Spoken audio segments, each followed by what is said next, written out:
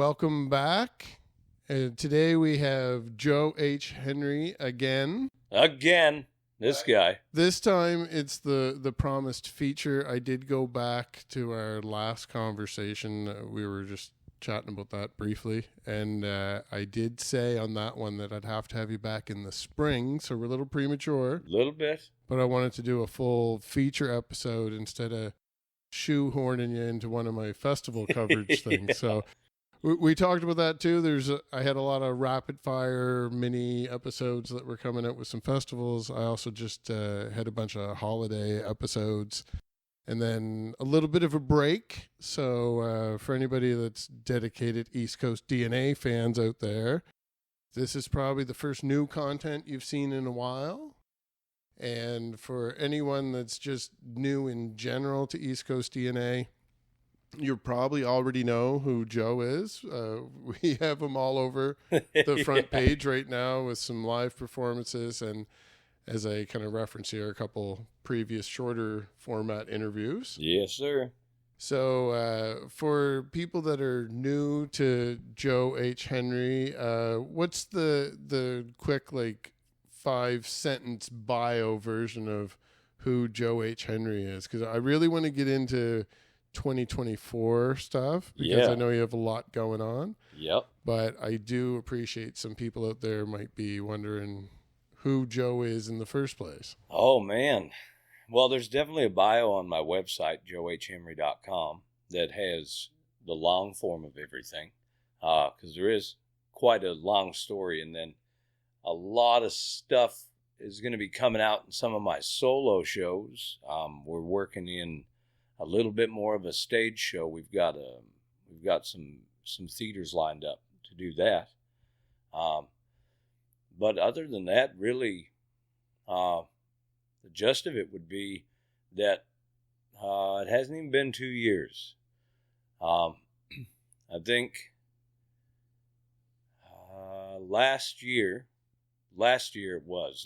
around this time, I decided to get back into music, and I had about a 10-year hiatus because I had a family and kind of got out of it. I was out of Montreal for a while, and then when my father passed, I left Montreal, went back to where he was from, and then met my lovely wife Shelby, and then we started having our great kids, and then it found us out here, and she's the one who told me to get back into it. So I did. And it's pretty wild because the last year was just intense. And yeah, your name, along with I've been doing podcasting, I guess, for just a little shy of 3 years. Mm-hmm. So your arrival on the East Coast scene and your reemergence into music kind of parallels some of the stuff I was doing. Your name has constantly been popping up. Yeah. In a good way this time. Yeah, well, it's not just that it was also in a good way, but on top of that, the names that are dropping your name, I do see that they have your back, mm-hmm. that they're there all along. Oh, that they're not people that just mention that they saw you for a good performance once. Yeah. That you have a lot of other fellow artists that are being very supportive. That's the way it is here. And as you mentioned, your partner as well, she's very supportive and kind of the backbone to some of the whole music career here. And and indirectly, she wouldn't realize it. You may have picked up on it. She kind of got me back into it because I haven't done one of these in over a month now. Wow. So it was her reaching out to me that got me back sitting here with you. I mean, she had a pretty good carrot to dangle in front of me. Do you want to talk to Joe H. Henry? I'm like, yeah, I do. So, of course. But now I have a few rapid fire questions. Yeah. If anybody out there were to do the type of research that I've historically done in these episodes, a few questions pop up right away.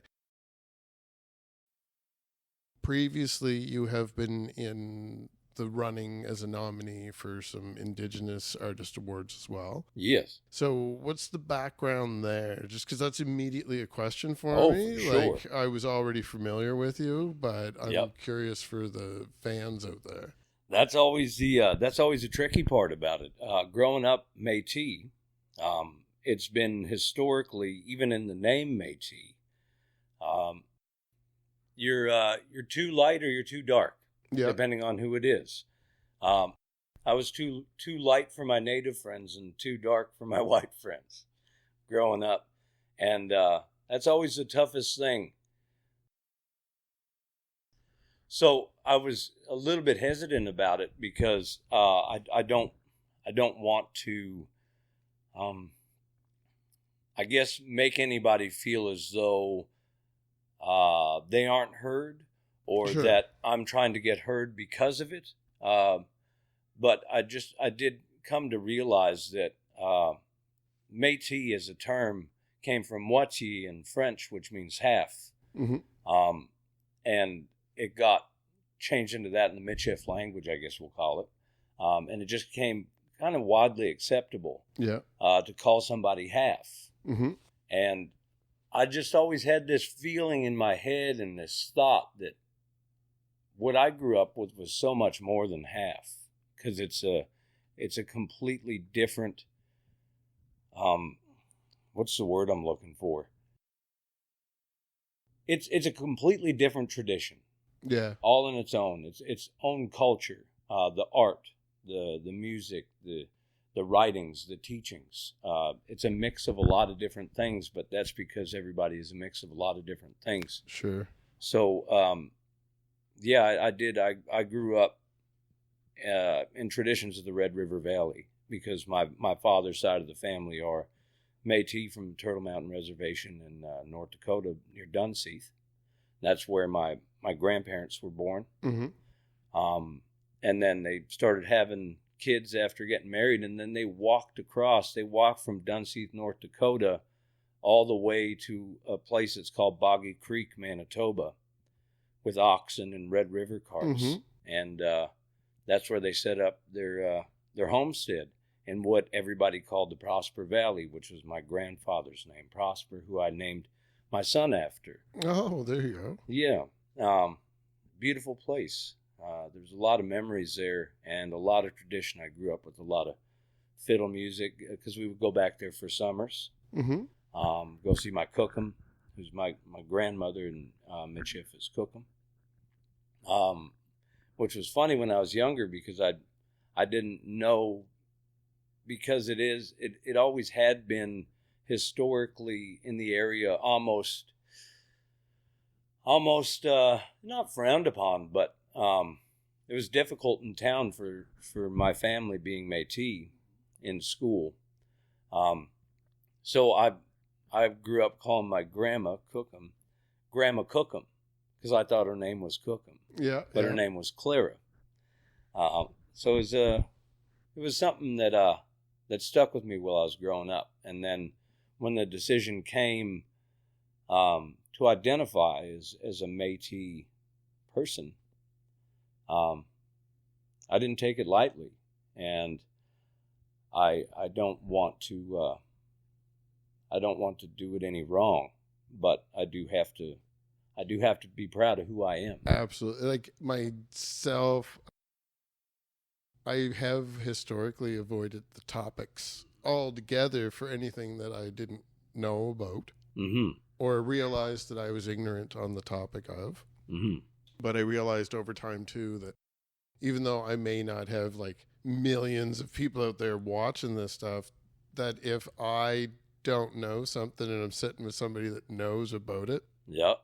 that is what I should be asking about to an extent. That's what we're all here for. It's depending on everyone's comfort level. And Mm-hmm.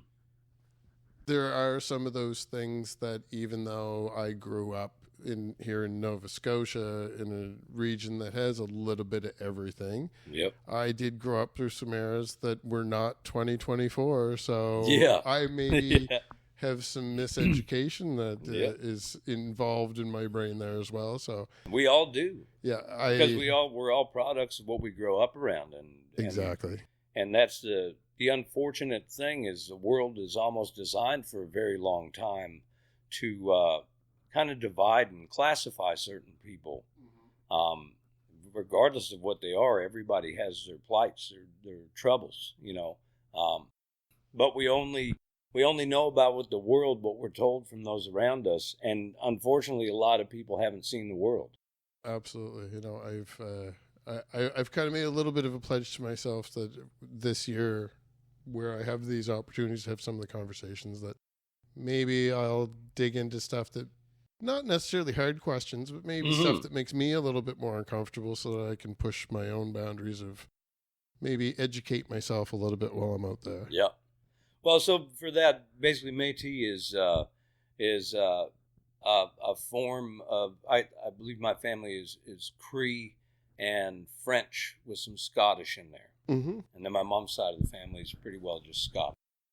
And so now it's kind of a segue from that, and the question definitely was intended to be parallel, but definitely would hit a lot lesser as far as complication until you try to answer the question, because every musician has a hard time with it. Yeah. It's into labels again. Yep. And this ties in with recent news. You've been nominated for the Blues Recording of the Year. Yes, sir. But as far as who is Joe H. Henry, genres are always really hard for musicians. Now, there's a few, like, we're here today at Shoebox Studios. They were kind enough to lend us some space to record. They are extremely kind. Mark Kosh, being in here, did say for their nomination for rock recording that they are definitely a rock band. He has no problem putting a genre on Under Pettipon and the Giants. Yep. But now with Joe H. Henry, I struggle with it a little bit myself. Yep. And there's also a question that I always run into with artists like yourself, where there's Joe H. Henry, but there's also the trio. And you even refer to them as separate things occasionally. So as far as you have a lot of concerts and tour dates and festivals and stuff coming up, there's quite a few on your website already. I know there's even more that are not officially announced yet. About yet. So with all of that, what genre would you be telling people they're expecting, or what classification would you put the music in? And then on top of that, what would the difference be between a Joe H. Henry show and a Joe H. Henry trio show? It's a lot. It is, definitely. I would definitely say that for all of these amazing fans that have been a part of this from the beginning, the genre for them, the fans strictly, no industry, no peers, just those beautiful fans. The genre is music. It's very much that we get to live a moment together, and it's a lot more in my solo shows. We get to live a moment together where we go through little findings that I've found in life, from blues, straight blues like Delta blues. My mother was a great proponent of that. We dip into some, Van Morrison as well. I get into a lot of soul, and a lot of straight ahead country, because I grew up around straight ahead country. If I could get my fiddle fixed that my Uncle Ephraim gave me when I was a kid, I might even have some Métis fiddle tunes in there.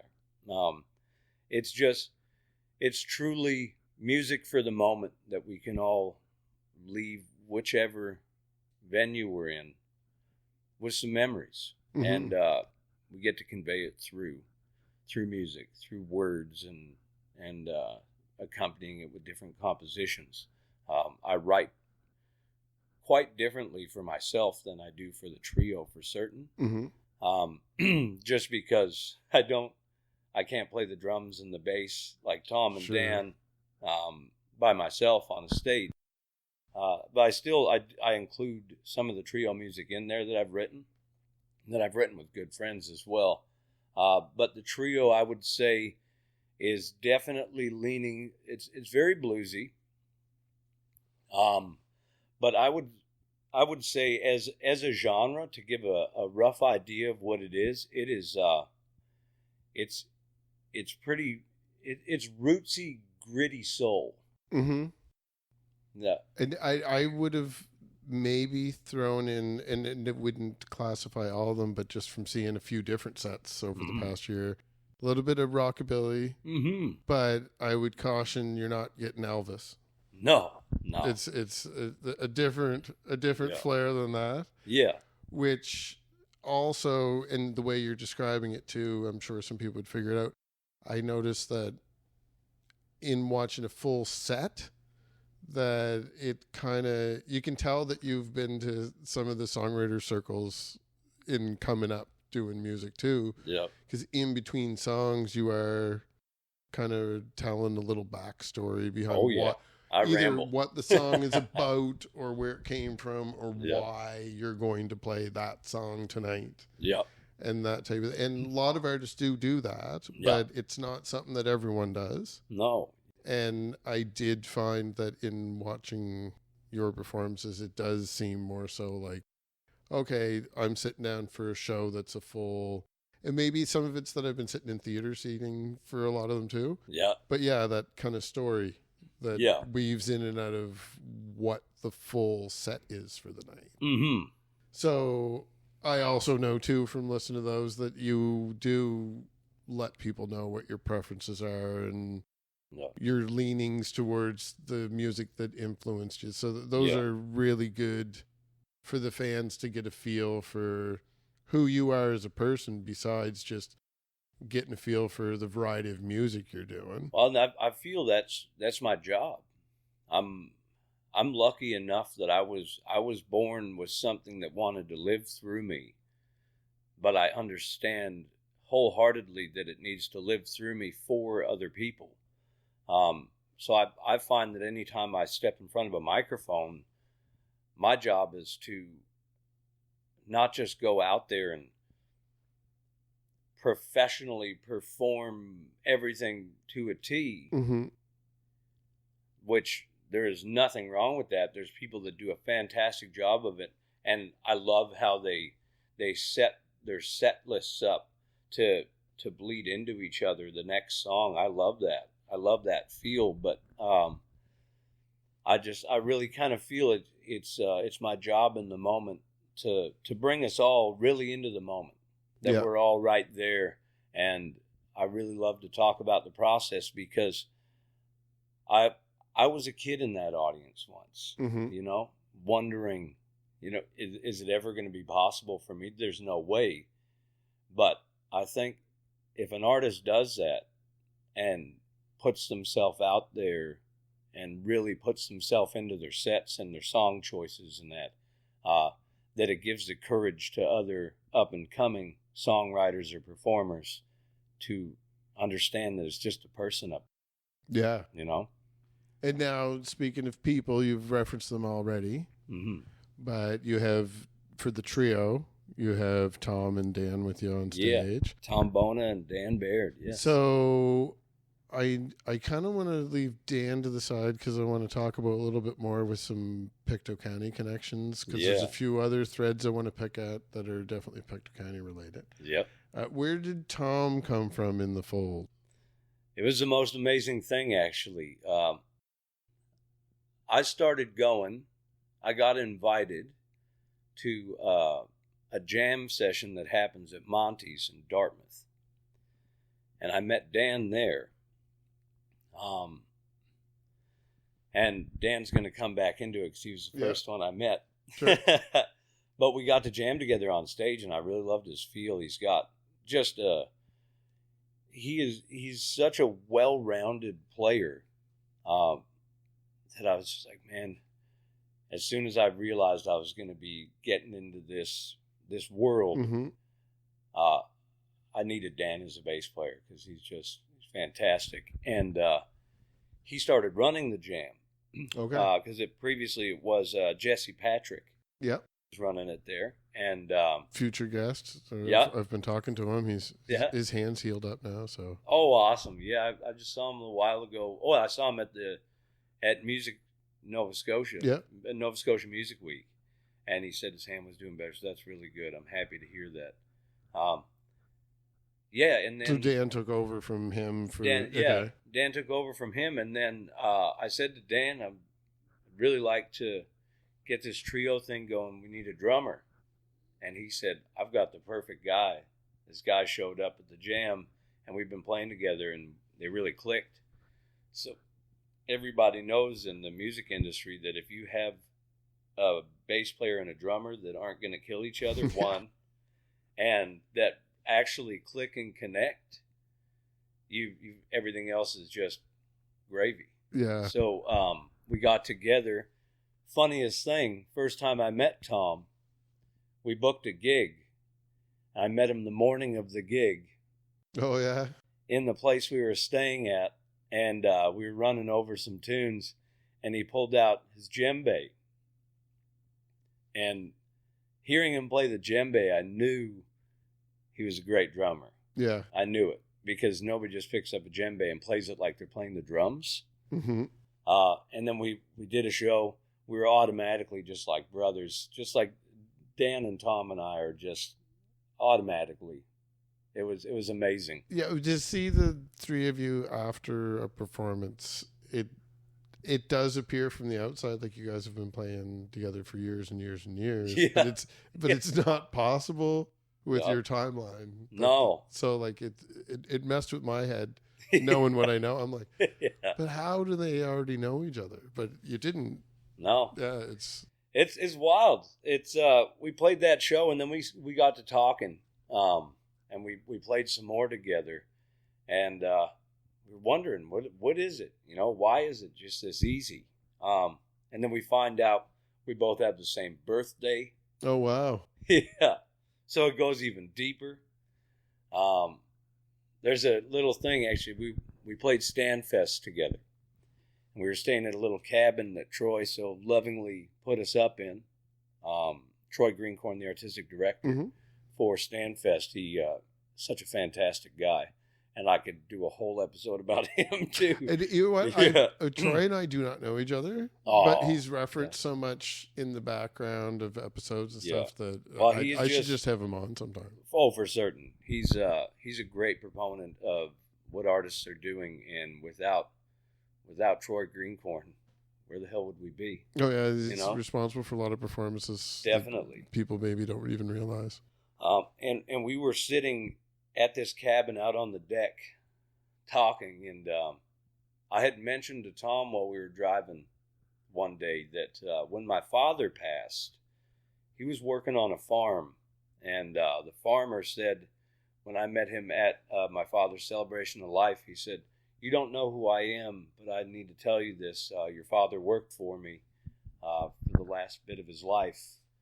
And there used to be an eagle that would come and sit on the fence and watch him work all the time. It was there every day. And it would watch him go about his daily stuff.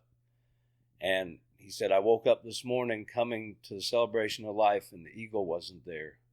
And driving into town, it flew over my truck." Wow. And ever since then, every time I'm going to a show or something big, I see an eagle. We were sitting on the deck, and I was mentioning how I had already done the Thursday night with the Alan Doyle show that happened at Stanfest for Roarback. Yep. I did a solo main stage thing with a tune that I'd written for the Scotiabank Center for the wildfire benefit. And I mentioned to Tom while we were sitting on the deck, I didn't see an eagle all the way up here. I don't know what's up. So then we get to talking, and we're talking with our good friend Steph, who was with him as well. And he just turns over and goes, "Oh, there's your eagle." And we look, and 15 feet away on a tree branch is an eagle sitting there watching us. Oh, wow. Amazing. Yeah. So it's pretty wild, man. And Tom writes too, and he's got a song called Broken Eagles maybe I shouldn't say anything about that sort, Tom. But it's a wild a wild bunch of occurrences that have brought us all together. I'm a huge believer in that life brings everybody together that needs to be. Well, and now speaking of that, when you're talking about Monty's, I've been there a couple times. We've recorded an episode there before, actually. So I'm familiar with some of the regulars that go there. I follow the venue online, so I kind of try to keep informed of what's happening down there. But I do find, despite being Dartmouth, a lot of the away people that would play there, you're going more towards like South Shore, maybe, of Nova Scotia, more so than the other regions of Nova Scotia, which is interesting for me because that's a real close point for me to pay attention to what's going on in the South Shore too. Yeah. But then where I mentioned some Pictou County connections as well, Dan's originally from Pictou. Oh, just ask him. Yeah. Oh, yeah. And Dan definitely was aware of who I was because I had a show that was taking place in Pictou County. Yeah. And our families know each other. Any and everything Pictou County. Yeah.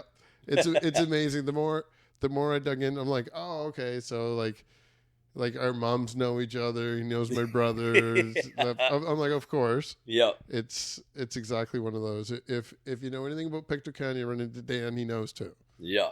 So that was cool for me I like to draw connections back to Pictou County as much as possible. Oh, for sure. And I love to be able to plug Shoebox because they're right here in Glasgow as well. Fantastic place. And it's amazing.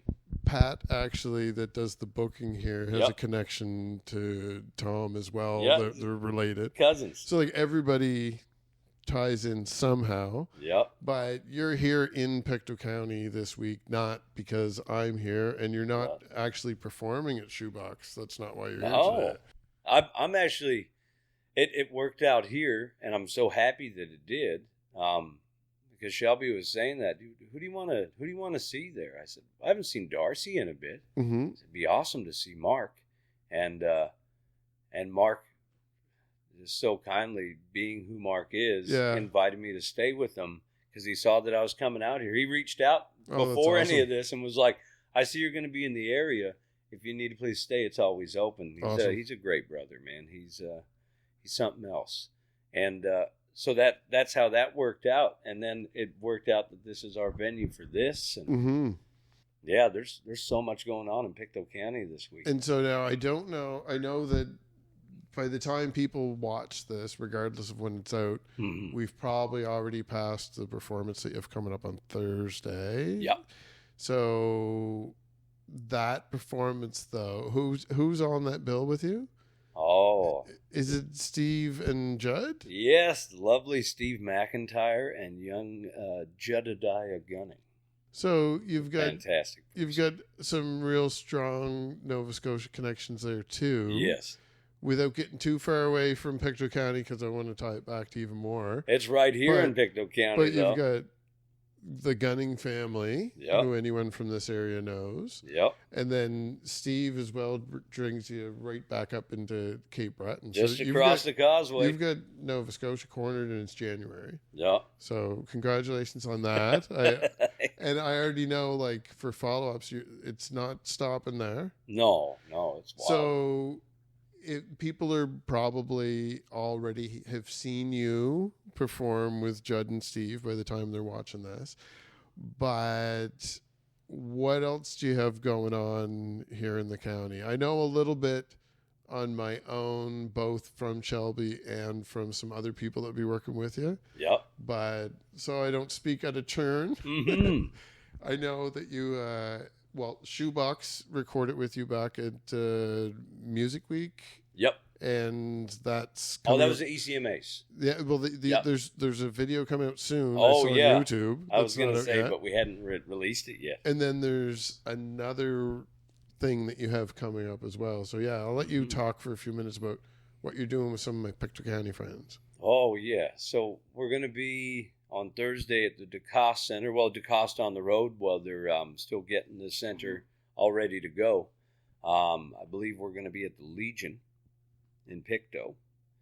And yes, Steve McIntyre and Judd Gunning, we're going to be doing a great show there. I love both of those guys so much, and I could just listen to them all night. So I'm so happy I get to be there to listen to them all night. And Steve and I are going to be doing some really, really cool things together. Him and his lovely, what would you say? His lovely partner.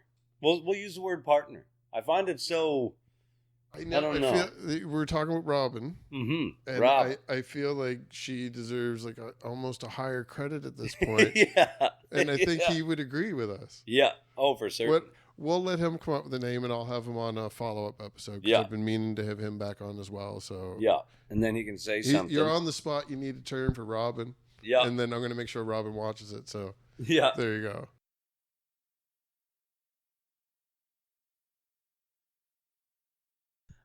But yeah, they're Robin's Nest Productions, putting together just an amazing line of talent. And they asked me to be a part of it. And I still like everything that's been going on for this past year and a bit. I can't believe it, but I get to share another night with Steve and John Hines and Willie Stratton. Wow. Okay. I actually didn't know. Like, I know who Steve's had for shows, mm-hmm. and I have been paying enough attention to know there's stuff coming up. Yep. But I had no car for a while, so I've been trying not to load myself up with too many wishes. Yep. So I did have in my head, I have a car now. I have to get up and see Steve at some point. Yep. But I did not know who you were playing with. So. Yep. John Hines and Willie Stratton. I haven't met John very much. I met him quick, I think, at Music Week. I've gotten to know Willie and his lovely wife-to-be. Mm-hmm. Great people. It's going to be a great night. A lot of fun. There's also more Pictou County kind of ties here. I had put in with this Shot for the Stars, hoping that it would work with Music Nova Scotia. They have mentorship funding that they'll do like a mentorship program, and I said I'd really love it if I could learn how to record from Dave Gunning, because he just has the sound that he gets for acoustics and vocals is it's just so amazing. Steve is working with him, so there's another tie-in. Yeah. And then Music Nova Scotia approved it. That's awesome. So now I get to, I can't believe it, I get to record and learn how to record with Dave Gunning. And what a sweet human being. Just an amazing person, amazing songwriter, composer, and again, amazing human being. And to allow me to pick at his brain and dip my cup in his river of knowledge is nothing short of amazing, and I'm so honored. Yeah, Pictou County people definitely have a full understanding of who he is and how that would matter. But I do remember for myself, I would have been like just turning 19 and working at a record store when Dave was doing what Judd's doing now, where he was going out and playing and putting out a few recordings and stuff. So it's funny for me to, on this end, to be doing this type of thing now and see Judd out there. Yeah. Because if he just shaved, I would think it was Dave up there just 20-some years ago. Yeah. Yeah. So it is interesting, but I've fallen a little bit away from following specifically all of Dave's recordings and everything they get out there. But you cannot get away from people that are talking about working with him. Like he's very in demand for people like yourself and Steve. His name comes up probably every 3 or 4 episodes, and it's not just because he's in Pictou County. No, it's people are like, "Oh, you're from Pictou County, like Dave Gunning." Yeah. So. Well, it was a funny thing though at Stanfest. I think it was Stephen. Was it Stephen Antle? Yeah. I think was saying, whenever Judd was playing somewhere, or no, when Dave would be coming up to play, he'd introduce him and he'd say, "And ladies and gentlemen, Judd Gunning's dad." Yeah, yeah. Yeah, that's a pretty good one. Yeah.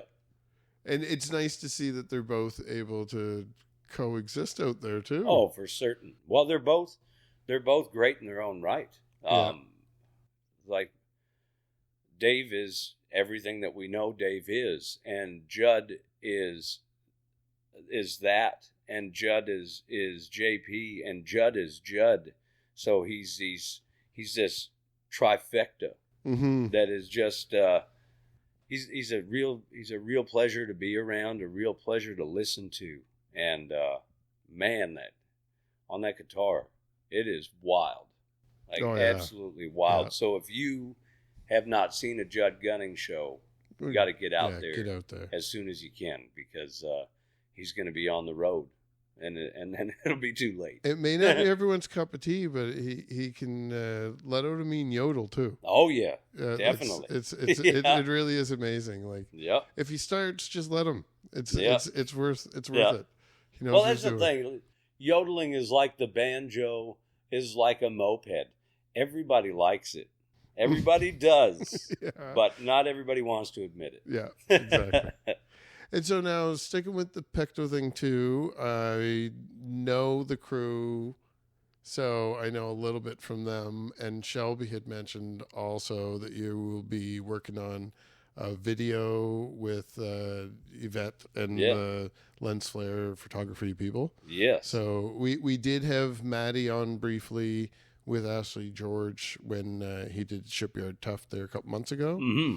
And I mentioned to you offside that behind the scenes, I was there when they were working on the Stonehouse video. So I'll probably be mentioning more about that in the future, because if I was involved, I have to mention it. Yep. I have to toot my own horn at some point. So I did say I wasn't going to say much now, because I do have some behind the scenes footage and stuff from it. But nice. That's coming down the road. But then, in talking with that team, I heard that the next project could be somebody else I know. And I heard from Yvette that it is you, and I heard from Shelby that you'd be working with Yvette. So tomorrow. What can you tell us about that project right now? Yeah. And I'll get Yvette to come on and tell us more later. Mm-hmm. If Yvette approached me here at the Shoebox, actually, and she has a wonderful idea that I'm just honored to be a part of, and she asked me to be a part of for a live acoustic kind of get to know the artist. Mm-hmm. And I think I don't want to talk too much about what her plan is with everything, but I think it's such a great idea, and I'm so happy to be a part and help in any way that I can. And so we're gonna go to an undisclosed location tomorrow and shoot some video. And now the ones that you did, like we briefly mentioned here, you've done a couple with the Shoebox Studios crew when we were at some festivals over the past year. Yep. And now that would be them approaching you as well. Well, it was just us talking. Yeah. Again, Mark and I were just like instantly friends. Well, it's because we're brothers, I guess. But you just didn't know. Yeah, we didn't know we were brothers until we found out we were brothers, and then that's everything came together just the way it was supposed to. So that's how that happened, and then now again, it's happening in the establishment. Yeah. So I mean, I was a little too unfair with Quote the Rave when they were on, where I kept leaning on luck as a factor for their success. Oh yeah, nothing. Listening back, I used the word luck a little too frequently on there, so I apologize, guys. Jeez, I plan on heading over to Newfoundland at some point, so I'm definitely going to have to make sure that they heard I apologized. Yeah, luck is only in horseshoes and hand grenades. Well, and that's the thing, is that I've picked up from networking over the last couple of years that some people are organically good at networking and some people struggle a little bit more. Mm-hmm. some of it's personality, some of it's experience. People have different levels of anxiety or what have you. But that's the big thing I think that it is, and that's why I try to be as open as I possibly can, and caring as I possibly can to show everybody that what we've been taught all along. Because I grew up in those same shoes, anxious about going out and being part of the world, and I think the more of us that get together and tell each other it's okay to love each other and want each other to do good, and get to know each other's stories and just sit and listen for a while, the more we do that, the more people are going to have no anxiety about it. Yeah. And then there's truly no luck in anything. It's just everything by design is going to happen exactly how it should. And it always does once you make that little switch in your mind to say, this is what I'm going to do.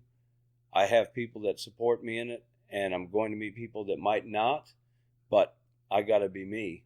And then that helps others be themselves because they feel comfortable with it. I hug people, and some people are uncomfortable with it, but next time I see them, you know what they're doing? Yeah, they're ready for it. They're coming for the hug. They're coming for the hug, and I see them hugging other people, and I love that. I love that so much. ECMA's last year, somebody hugged me, and it didn't bother me at all. But I was like, because it might have been like the first time that someone I didn't really know, had any physical contact with me since COVID or something like. Oh yeah, so see that's probably the thing such a too. long time. Yeah. But now, after this past summer, and everybody's out there, this is such. We talked about artists out there supporting artists. But I'm also seeing now that the crowds are starting to grow, that there's a lot of fans that are supportive of other fans. They don't need to know every detail of your life. You know that you have enough things in common that you're friends for tonight. And sharing in the moment. Yeah, if you know that there's something coming up, maybe you make plans to see them then. And that's your friendship. There's a lot of that going on. Oh, yeah. I have noticed that across the entire region, everybody seems to be getting out more and more. There's bigger and bigger crowds. We are seeing support across all of the different artists, and now I'm seeing you bouncing all the way across the province so quickly. Yeah. I'm wondering, for people that are coming up behind you now, new. Do you have any advice for people when they're like, I'm not sure, do I sign up for a festival? Do I bother to go? Do you have any advice for those kind of people that are new to it? I know the networking thing is not organic to some people. No, definitely. And I know you're good at it, so I kind of want to lean in that way. But what advice would you give to somebody new to it? Somebody that's new to it, I would say, if I could say one thing, I would say go out and do exactly what it is that you do, that you're passionate about, that makes you feel right. And if you're a good person, which we all are, it's going to resonate with those around you. So all it's going to do is support what you're supposed to do. If that is what you feel your existence is, if you're a singer, a songwriter, a drummer, a guitar player, an instrumentalist, a composer, anything you write, maybe your passion is writing scripts for people to do voiceover stuff. Anything that it is, whatever your art is, whatever your heart is, go out and do it. Don't ever be ashamed of it. Don't ever ask questions about it. Just do what feels right, and everybody will join the team. I promise you. Because when people, I like to look at everything almost like the same way I look at a note, or listen to a note, let's say. When you pluck a string on a guitar, it vibrates at a certain resonance, or it resonates at a certain hertz, or however you want to say. I'm not a rocket surgeon or anything, but when you do that, it goes out into the world. And when it finds things that resonate at the same wavelength with it, it harmonizes. And I find that's the way that it is with human beings. When we do our thing that we are made for, we vibrate, we emit something, and it helps others around us to resonate in the same frequency. And it's amazing what happens. And that's all that's happened. That's all that's happened here with me. It's truly chalked up to that. I've said at one point, well, my wife said to me, like, this is what you're meant to do. You need to do it. And I believed her. And then as soon as I started to do that, I believed myself, because I know what I was here for. And I have a purpose. I felt it. So I started doing it. And it's been that's got me here, and the hard work of my wife and the great team around me and people. But it's not that I'm any different than anybody else. Every single person you'll ever meet is absolutely amazing at something, but they've been told their whole life maybe that it's not the right thing that fits in this box, that you got to have that 9 to 5, or you got to be a productive member of this or that. And the design of that is so you don't resonate. Yeah, exactly. Yeah. So I don't know. That's kind of deep, I guess. But I would say, if I could say one thing, go out and unapologetically be yourself, unless that self is an asshole, then stay home. Yeah. And for the most part, the people that are cool that are out there are the people that are being, they're not doing anything to be cool. They're just being themselves. Yep. And the assholes don't know they're assholes, so they still have to be themselves until we find them out. Yeah. And then we'll tell them to go home. Yeah. They get the hint. You find the thing that lights them up, and redirects. Yep. I've seen that more often. Yeah. Actually, I've mentioned that a couple times in these that somebody had used the term snakes in the field. Ah, yeah. That there's a few snakes in the field, and I always liked that, and I've referenced it a few times, but I have found more often than not, and probably it is because of the East Coast support, that those people, if they stick around long enough, they change for the better. Yep. For the most part. Everybody's good. Everybody's good in their core. They truly are. And maybe there's something we can't really say fully, but maybe there's something in their life that's happened to them. Oh, and exactly. I know a lot about that, that changed them, and some people have a hard time getting over it. Some people have a feeling inside of them that it's not okay to get over it. And then they meet somebody, or they meet a group of people, or they move to a place that's full of people that show them it's all right. Leave it in the past, because truly right now is the only reality. This moment is the only reality. Everything else is a perceived reality of what we thought happened back then, and what our brain decided to pick up on, and what we might think might happen in the future. Exactly. But right now is it. And that's actually a good segue for what do you think might be happening the rest of the year? I know some of it you can't talk about. Yeah. I know that some of it you can talk about that brings you out of the province. So let's start there. You're leaving Nova Scotia in the near future for a short period of time. Friday. There you go. Yep. So you'll be over in New Brunswick for a little bit? Yeah. Going to St. Andrews, New Brunswick. That actually it happened because it was just the right people in the right place at the right time, and I got to meet Vicky and Chris Kirby. House, I think, is House. I don't know how to pronounce Vicky's last name. I believe it is Victoria's last name. Yep. Sorry, I never know with people. Like some people say, is it Joseph? Or I said House in the interview I had with Chris in December, and I was not corrected. Okay. But he also seems like to be a very polite fella. Oh, very. So very. He may have let me get away with it. Yeah. I said it wrong. So if it's wrong, I said it wrong again. It's not you. Okay. Yeah, I'll take the onus. We'll edit mine out if it's wrong. Yeah. Exactly. But no, I got to meet them at Stanfest, and just great people. It's amazing. Everybody I meet here, I'm just like, oh my God, another one?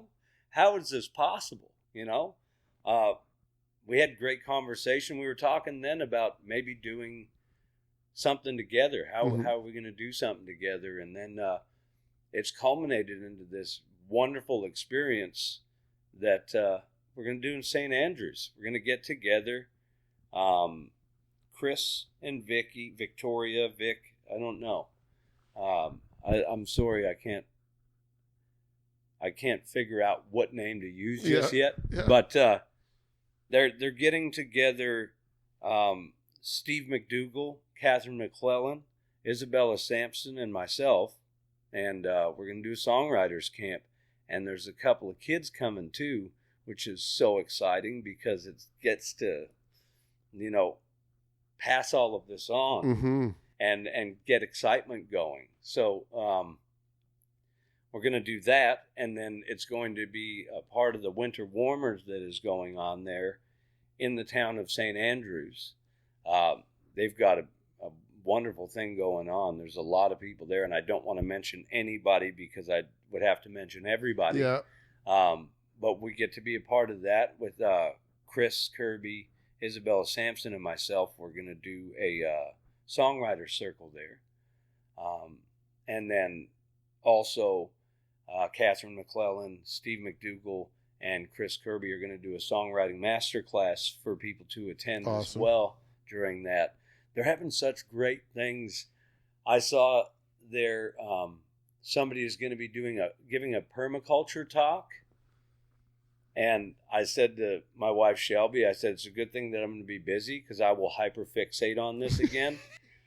Because we did, when we were back out west, we were getting into Nigerian dwarfs and getting into sustainable agriculture for gardening and all. And I'm just like, I hyperfixate on stuff.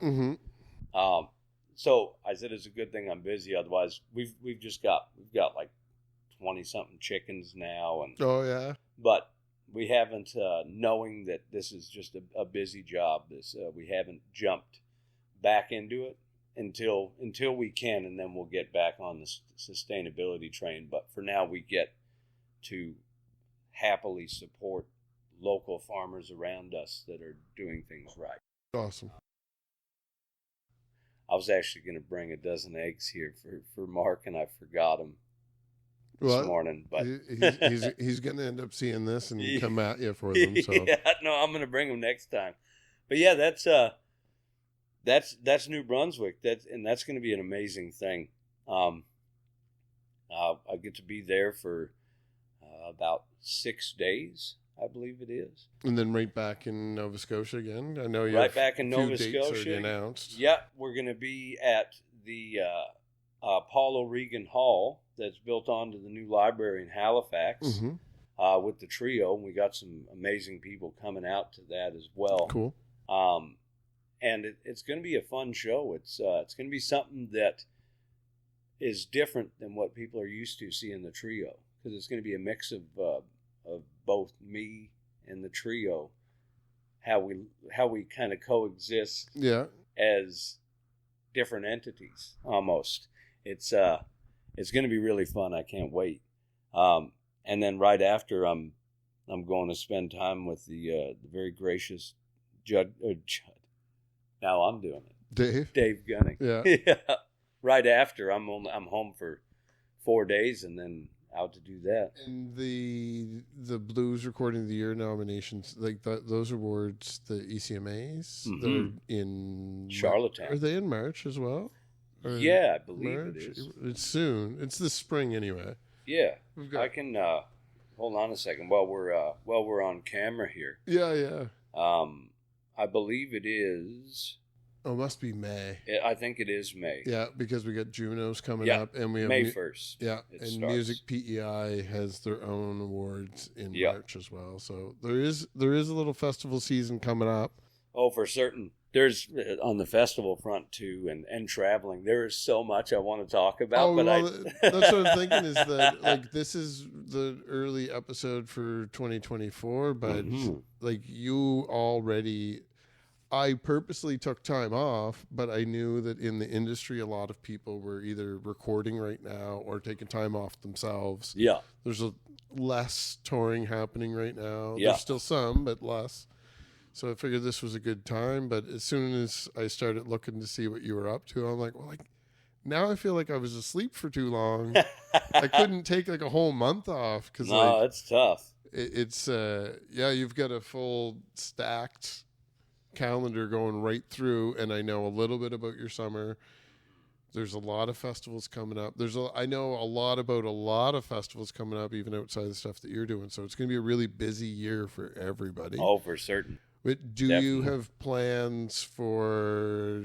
We've mentioned New Brunswick, but do you have any plans that you could? Maybe not dates you can give, but are you going to be making it to Prince Edward Island or Newfoundland throughout the year at some point? Oh yes. And what about outside East Coast? Yeah. So you're ready to kill Canada. Like you're you're gonna find us all. Yeah, well there's a lot of different rumblings and some offers and stuff in some wild places, man. Awesome. And I can't believe it. So we're just trying to, because everything's happening so quick. We're really trying to get a grasp on things. Also credit where credit's due and be here for everything that I can be here for. Because I don't want to run away from what is home now. You know, like I definitely, I couldn't see myself taking what has happened in the past year and a bit and going somewhere else. You know, we're going to live up on that North Mountain they're going to have to pull me out of there in a body bag. But we do have offers in a lot of different places that we're going to make sense of and use as a marker and then book tours around. But yeah, there's a ton of stuff coming up. Also, again, last year I only got to go as but it's been announced so I can talk about it. I only got to go as a guest last year. Well, not only. I luckily got to go as a guest last year to Pictou, acoustic music festival. I think that's what Mark is calling it. And thanks to Mark for inviting me and seeing how the fit would go. And then the absolutely wonderful Tara Spencer during her set was like, come on, you got to do a song. So I did a song, and that, I think it was her graces that kind of sealed the deal on that I'll be at Pictou this year. Awesome. I'll be doing some solo stuff there, and we're talking about a night with the band as well, the trio. Cool. So that's going to be a ton of fun. That's another festival that gets mentioned quite frequently in episodes with me interviewing people. I've not been myself, but I got. Oh, you got to go, like, man. It doesn't matter what the lineup is. That's one of those festivals that you like, the Stan Rogers Festival. Yeah. Or I'd like to include the Jubilee in that too because it's my hometown. But like just a festival that you make plans to go to the festival, and then you find out who's playing. Yeah, it's always going to be a good time. Oh, for certain, definitely. The moment that I got there, I actually took a picture as I was walking down the hill, and you see the area and the water off in the distance, and the sun was setting, and it was just like, oh, am I really here? It was so amazing. And then the weekend was way more than I ever could have expected. And made some beautiful friends there. And now I get to join them this year, and we all get to play music together. And it is, they put on such a great festival there that it's truly, it doesn't matter who's playing, you know it's going to be good. And the people, the environment they create, the vibe there is just phenomenal. I'm going to bring the whole family this year. Yeah, it sounds like a wonderful time. I'm going to have to remember to scribble that down on my calendar when Yeah. I get home, actually. Oh, for certain. And so now with all of that activity, is there any time in there to record? Because you had your EP out, and you're already nominated for an award. Yeah. But I do know by the time we're getting past the spring round of award season, the next award season in the fall, there's a large gap there. It'll be over a year by the time that next one comes. So, yeah. Do you have even any time worked in yet to record? I know you have some songs. Yeah, and I've been writing like crazy. The thing is that I do need to be reined in, and I'm so lucky and blessed that I have Shelby in my life, that she kind of pulls on the lead every once in a while, because I will write in so many different freaking styles. It's ridiculous. That's another thing that's just crazy. There's going to be some really, really cool collaborations that nobody would expect coming up. And but yeah, I'm going to be recording. We're just trying to figure out where it's going to be. I definitely am at a point where I need to understand that I am two different things. I like when I'm with the guys, with the fellas, as I call them in the trio, and we joked about calling it Joe H. Henry and the fellas. But we make different music together, and I want to lean into that more. So what I really think is going to be happening is there's going to be a recording for me and the fellas, and then there's going to be some recording of my solo stuff. Sure, yeah. And that'll be happening. And we'll see when the releases will start to happen. But there's definitely going to be stuff released this year. Excellent. Definitely. I'm definitely going to have you back on later in the year, and especially when I settle on whatever format I'm doing. Thinking you're the unique case where I've had you on a couple times with shorter formats, and now finally getting you in for a longer format. I am looking for some opportunities to get a few more of the shorter formats in to get more people in. Yeah. So I'm probably going to be reaching out to, and anyone that's watching this that's been on before, be reaching out to past guests to get updates as they're going along. Maybe some updates while you're on the road, or figure it out. I'm going to be traveling a little bit myself this year too, so nice. I might even run into some of you folks on the road. No. So yeah, it's I don't know when there's nobody's safe. Yeah, I could be anywhere. Just check your back seats, lock your doors, lock your windows, close your doors. Yeah. So if anyone looks on Spotify for you now, they don't see the full EP that I know I have a physical copy of at home. And they never, I don't think they will. Yeah, so that is something for the fans out there. If they're at a show, they still go out and pick that CD up from. And that's what I wanted. That's what I want to ensure. I want to ensure that the moments that are shared are shown, that they're appreciated to a point that I want something for people that are there with me to have that the world isn't going to have. You know, something that's special to us. Because in this world now, I don't know, I would like to see it as, on that level, the death of art. You have to feed a machine, which is the complete opposite of what artistry is. So in order to do that, you have to put out some releases on some things that you don't feel right about, and you're constantly conflicted with yourself.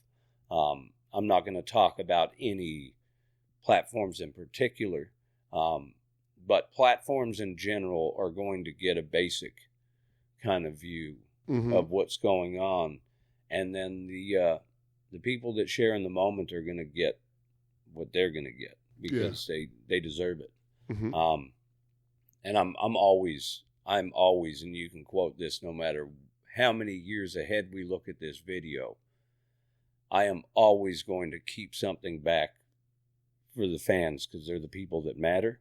And a lot of them aren't listening to platforms to find their next thing. They're going out to shows. They're going and taking a chance on somebody who's jumping up on a stage and pouring themselves out onto the audience, onto the floor,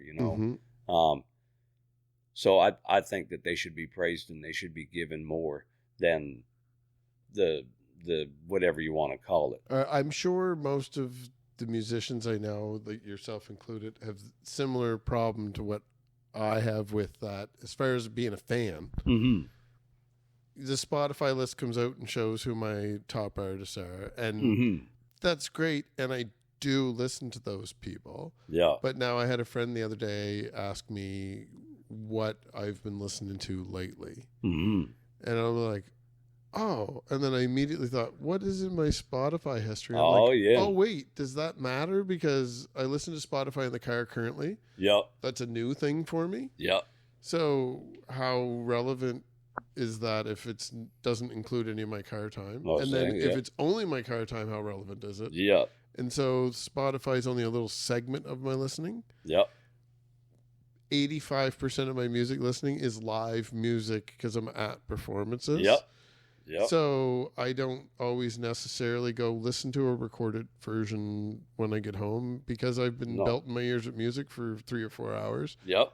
I have to give my ears a rest. I have a full-time job. I don't listen to music all day while I'm at work. Yep. So, yeah, what do I listen to? It's not necessarily what's on Spotify or in my Spotify playlist. Or YouTube, where most of my content is. I will lean on there quite heavily, but it's not on there. It's what I see in front of my face more often. Yep. So it ends up being, sure, I see more bands than most people because of what I do. Yep. But it's the bands that I'm a fan of that I end up seeing more than once through the year. And that's who I listen to. Yeah. It's the bands that I'm a fan of. And if you look to see my streaming history, you're probably not going to see them as often. Yeah. Because I probably have their CD sitting off to the side. Yep. And that might look like it's in pristine condition because I see them live all the time. Yep, exactly. So if anybody could sneak into my 2001 Corolla and go through my stacks of CDs in there, they would find out what my playlist is. Yeah. Yep. That, and I've got one service that I signed up to that I actually really, really like. And it puts together these mixes for me. And I'll put them on at home. Or, like if we're out somewhere sitting around with people and I'll just put on this super mix. And it is the most all over the place thing in the world. It's wild. There's, like the other day, or even on just the drive up here, I hit play on it and it'll play you something different every day. And it was some psychedelic soul, I guess you would call it, mixed with straight up soul, mixed with Red Lane and Danny O'Keefe, and then some like Ray Charles, then J.D. McPherson, a whole bunch of like Rounders Records guys. Then Stax Records stuff comes on, and then all of a sudden it's Dave Brubeck. Like it's almost like listening to somebody who has a chemical imbalance. Yeah. Listening to what's going on in their head, and then maybe that's what it is, Yeah. Because I'll throughout the day, truly, the amount of hours in a day, that's probably the amount of genres I will listen to throughout an entire day. Yeah, my record store days just destroyed any possibility of me ever putting together a full playlist that sticks to a genre. I had access to everything, and there's always different people coming in and out. And that's what art is. Yeah, art's not supposed to be in a box. Right, exactly. Yeah, because you get that too. And out here, this patchwork coat that every artist wears is just so amazing. And it's such a fantastic time to be alive because genre is really starting to mean nothing. Yeah, it really is fading by the wayside. And like to have that, when I got the news today that I was nominated for Blues Recording of the Year, I was blown away. I thought there was no possible way, because there is there's a lot of bluesy feel in Keep the Fire Burning. Mm-hmm. That's a song I wrote with a great friend of mine, Jamie Younger. And that's kind of the feel that we had in it. Really kind of some raw bluesy, but then there's also the progression of it is a soul progression. Mm-hmm. And there's a big mix of everything. So I'm always like, I don't know if people are putting me in because my lovely wife and the team are all kind of deciding what to put in for. Mm-hmm. And it's the constant question at home, and the constant question that everybody has: what box do I tick? Yeah, you know? I've struggled with it because I've been involved with different aspects of that, like from, doesn't matter which ways, but looking at the boxes and trying to do it. Yep. I have that same, I didn't like the term Americana. No. For the longest time. It bothered me. Now I get it, that it's like a necessary evil. Yep. You need some categories, and that's a category. It used to be roots. Yeah. Yeah. It was roots a lot, but then roots kind of, like I always, like if I think about roots, I automatically think about Questlove. Yeah. Because that to me is a feel of roots. You know, it's a very specific genreless genre. Mm-hmm. But then roots came out to be what that is. It's a passion of an artist that just cannot be classified. Yeah. Shout out, classified. You know, that his name comes up all the time. Yeah. But then, Americana came out. But then everybody's like, well, what is Americana? The band is Americana, but the band was Canadian, except for Levon Helm, you know? But the music was very, it was swampy, very swampy Southern rock. But that's not a genre. Yeah. You know, J.J. Cale, what do you classify J.J. Cale as? You know, you can't really, what's Leonard Skinner? You know? Yeah. The Allman Brothers. All of these, it was art. Frank Zappa. Mm-hmm. What is Frank Zappa?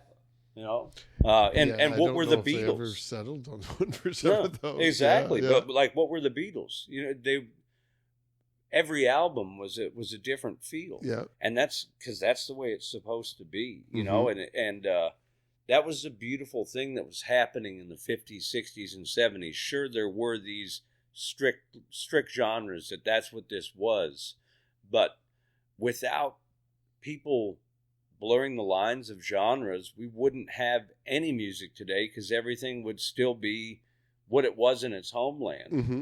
And then here it would be jazz. Yeah. You know, jazz wouldn't even have existed. It would have been classical. Yeah.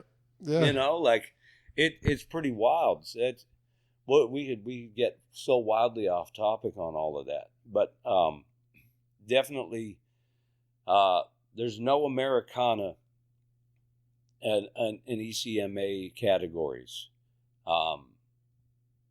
because that and really it's just kind of it's an umbrella.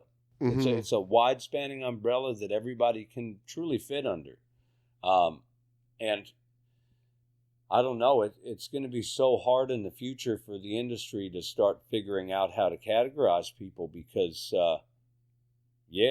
man, like, every time I go and see somebody, like before Bruce Guthrow passed away, the amazing human that he was, got an invite to his songwriters circle. Okay. At the casino. Mm-hmm.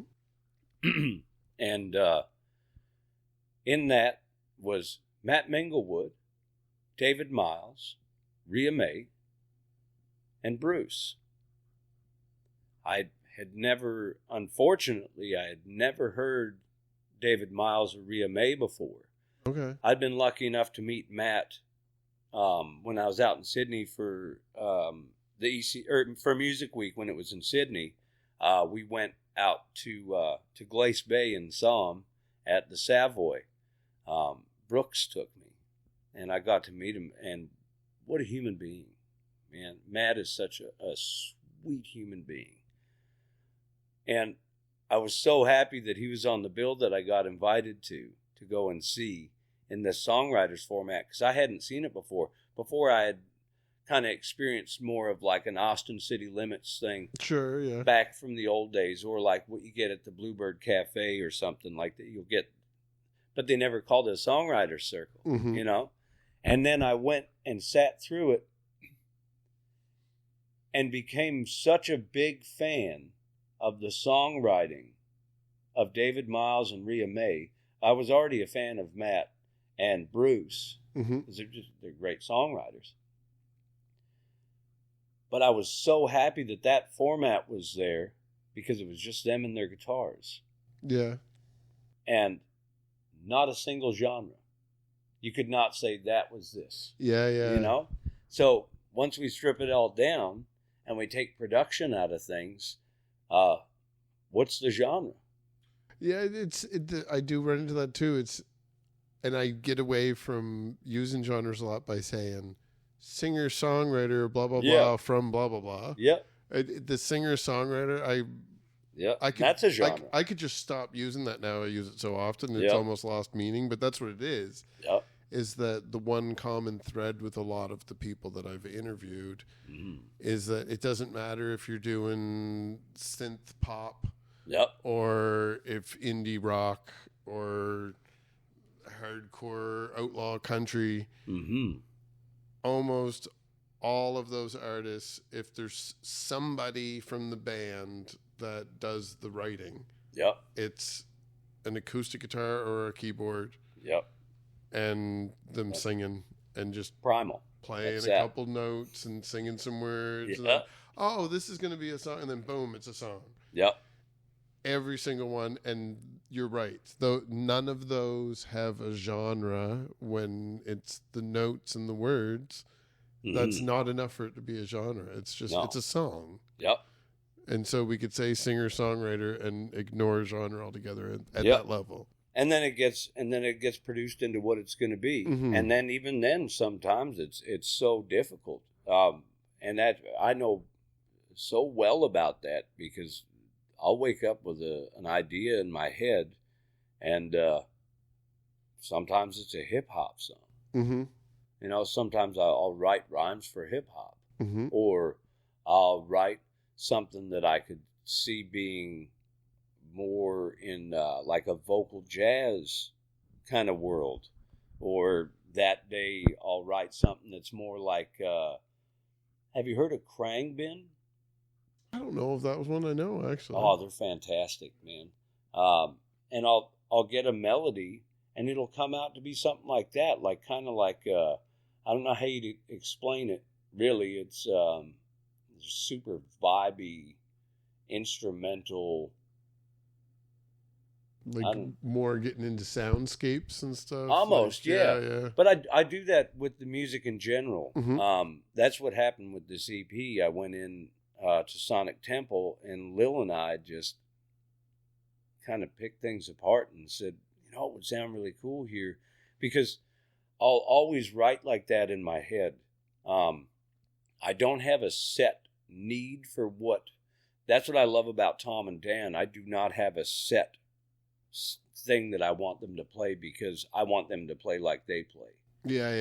So I don't go too far into that side of things, but when it comes to little sounds or different effects on things, or like I am just a huge fan of a Hammond B3 and a Leslie cabinet, like Al Green, that super cool tone. But tones like that will set something up for me, and it'll paint a picture. And I finally got into the digital world, and with my guitar, I'll think of an image of a place or a time or a color, and I create the sound for it.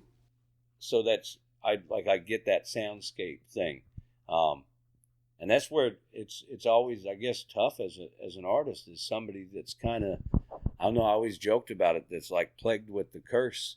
There's a million things going on in there, and you got to try and pull one thread out at a time, Mm-hmm. you know? That's tough. But so everybody that's out there that's trying to figure out that thing we all do, what genre is this? I can't wait for a day when we all just get to bask in the glow that is art and not care about it. Yeah. I think the biggest problem we're going to have there is when it comes down to the peer recognition part of the awards is there's so many people. You need a way to break it up so that like more people can share in the awards. Mm-hmm. But well, and these things need to exist as well because these organizations are paramount to the success of the artists in the region. Like it's world renowned here because there's nowhere else that supports the artistic community like the Maritimes. And this is a big year for us to show that too, because we have, like I mentioned, the Junos coming here means that we're going to have people coming here and paying attention to what we're doing down here that don't normally necessarily look. Yeah.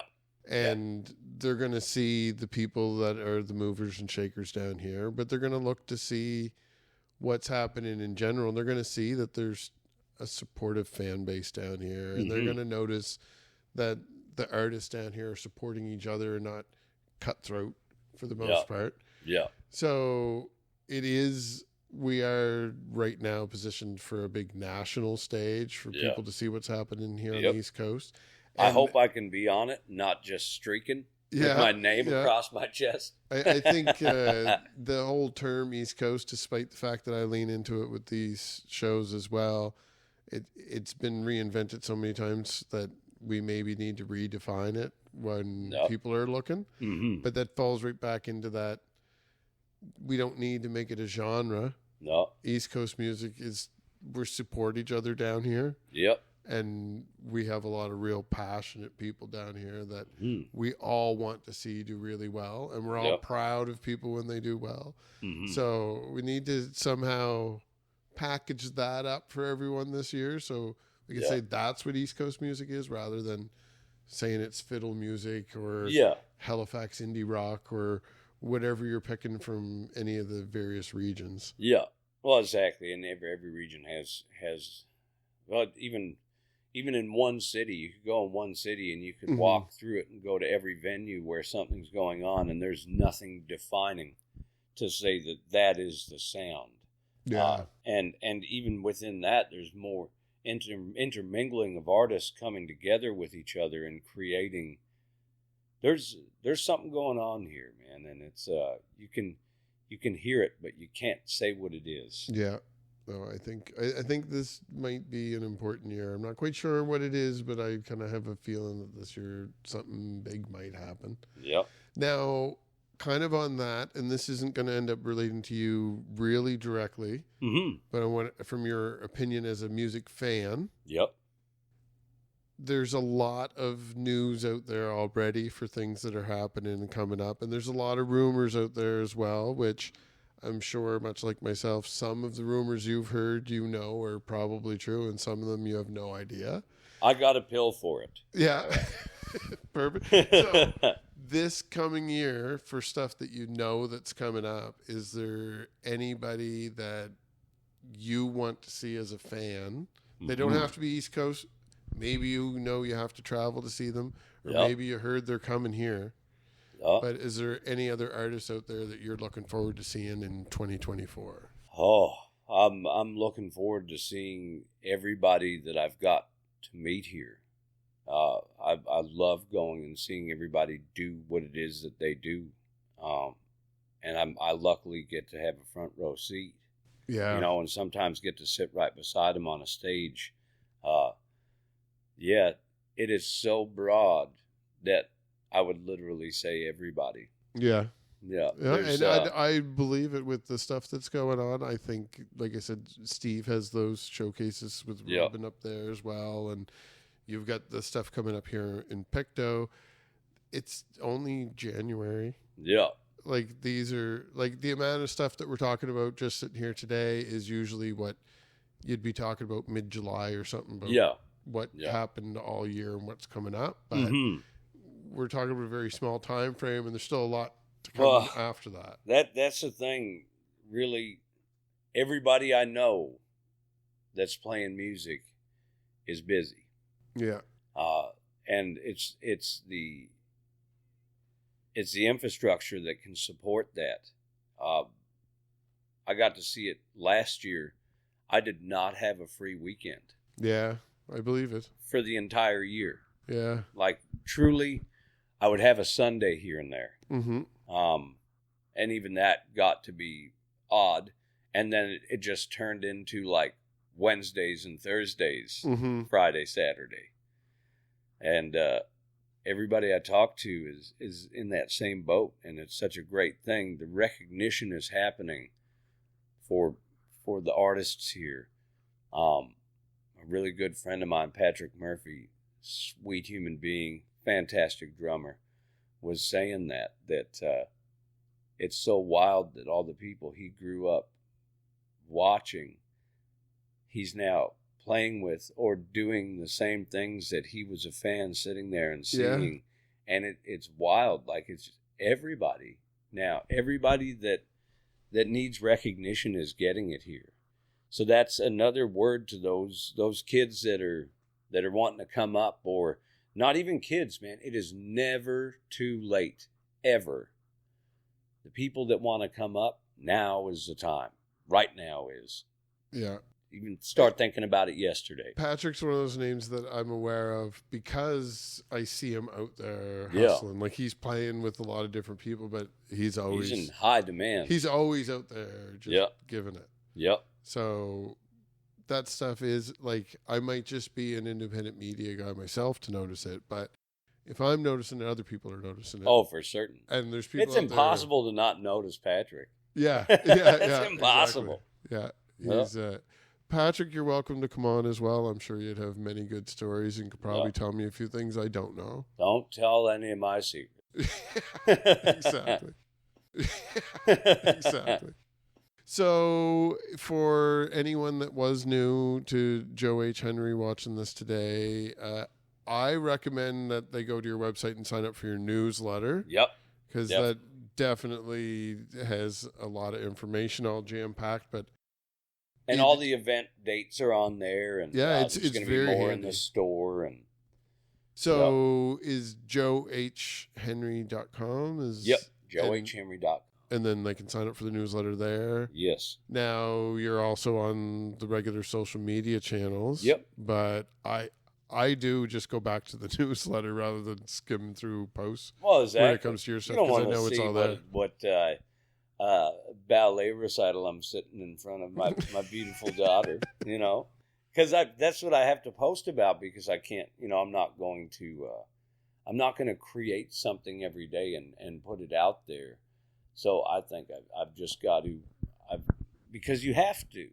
That's the crazy thing. Another thing that is just completely contradictory to art is getting artists to have to feed something every day with content. Inside tip for anyone out there that's having that struggle. We won't get into it the way I did with you before we start recording, but if I'm bored and you get me to hang around your shows, I'm going to end up creating that content for you. Yeah. And I will share it. So, East Coast DNA podcast. Yeah. If you want some free content, you have to let me in your show for free. But if I hang around you long enough, I'm going to be like, do you want these pictures and videos of you? So that's a tip for you people out there. Anyway, I know there's a few of you that wouldn't mind some of the free content. So. And I'm not going to ask you. You have to ask me. That way I don't get embarrassed by people that don't want me to hang around them. Yeah. I'll just be able to say yes, and I don't have anyone saying no to me. Mm-hmm. Yeah, but there's also like stuff will come up and videos and stuff get posted on there on the other social medias, but you always got to make sure.